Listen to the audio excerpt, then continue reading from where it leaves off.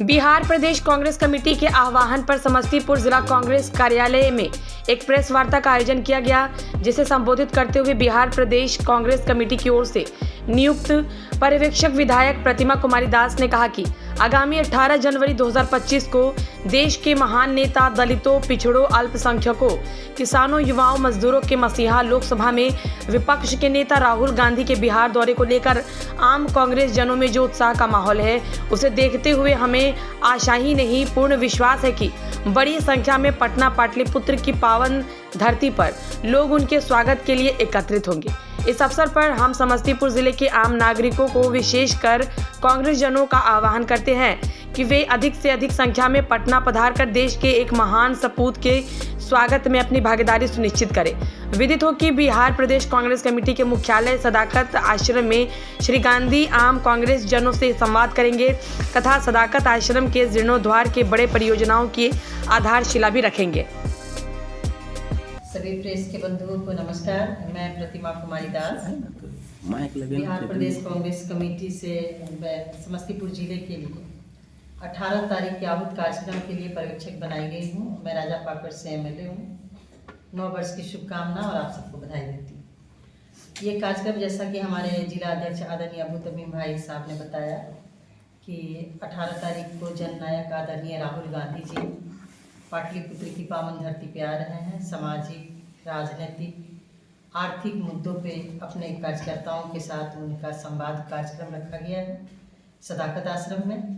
और हम लोग चाहते हैं कि बिहार के विभिन्न जिलों से जिस तरीके से कार्यकर्ताओं में उत्साह और उमंग है, सब लोग इकट्ठे हो रहे हैं, उसी कड़ी में मैं आज समस्तीपुर आई हूँ और समस्तीपुर जिले के तमाम लोगों को मैं निमंत्रण देने आई हूँ कि आकर के आदरणीय राहुल गांधी जी के संवाद कार्यक्रम में सम्मिलित होकर के आप उनके विचारों से अवगत हों और बिहार को मजबूती के पथ पे ले जाने के लिए एकजुट हों। आप लोग अकेले लड़ने के मूड में हैं क्या? देखिए, बिहार में जो वर्तमान परिस्थितियां हैं, राजनीतिक परिस्थितियां, तो वैसी परिस्थिति में ये इसके लिए हम लोग अधिकृत नहीं हैं। हमारे यहाँ जो भी निर्णय लिए जाते हैं वो आला कमान के द्वारा लिया जाता है। रही बात बिहार की, तो बिहार में सब लोग जानते हैं कि जो स्थिति बन रही है, बिहार में परिवर्तन जरूरी है, इसलिए महागठबंधन इंटैक्ट है और हम लोग सब लोग जैसा पार्टी का निर्देश होगा उसका हम लोग पालन करेंगे। एक तेजस्वी जी का बयान आया था कि इंडिया गठबंधन लोकसभा चुनाव तक ही सीमित है।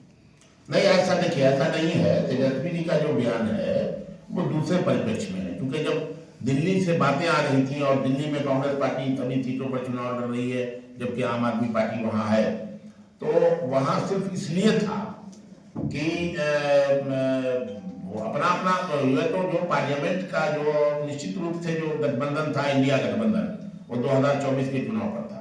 लेकिन जहां तक बिहार का प्रश्न है, बिहार में आरजेडी के साथ कांग्रेस का बहुत पुराना गठबंधन है, ये कोई नए पर नहीं है और हम उम्मीद करते हैं कि आपसी सामंजस्य से यह गठबंधन निश्चित रूप से कंटिन्यू करेगा।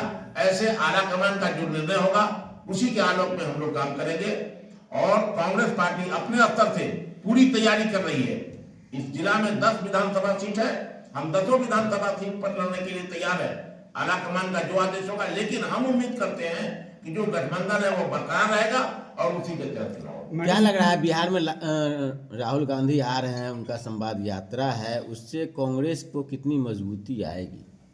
कांग्रेस को पूरा बल मिलेगा। आज कांग्रेस जनों में जो उत्साह है देखते बन रहा है, उसका मात्र कारण यही है कि कांग्रेसियों को यह उम्मीद है कि राहुल जी का आगमन से कांग्रेस को जो और मजबूती, अधिक से अधिक मजबूती मिलेगी। में इस तरीके के भाषा की दरिद्रता, इसको हम कहते हैं, भाषा की दरिद्रता का कहीं कोई जगह नहीं है।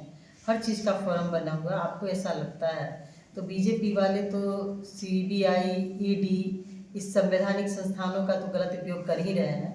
हम आपके चैनल के माध्यम से ये कहना चाहते हैं कि इतने बड़े नेता को इस तरीके का दरिद्र भाषा का इस्तेमाल नहीं करना चाहिए।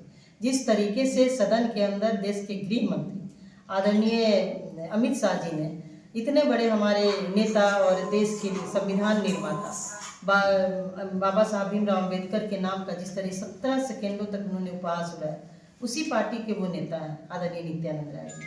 तो हमारे पार्टी में, कांग्रेस पार्टी में कहीं किसी नेता द्वारा किसी को भी इस तरीके से अपमानजनक भाषा का इस्तेमाल कोई नहीं करता है। और हम भी कहना चाहते हैं, हमारी पार्टी कर रही है, कांग्रेस पार्टी का यही कहना है कि भाषा की दरिद्रता नेताओं के अंदर नहीं होनी चाहिए।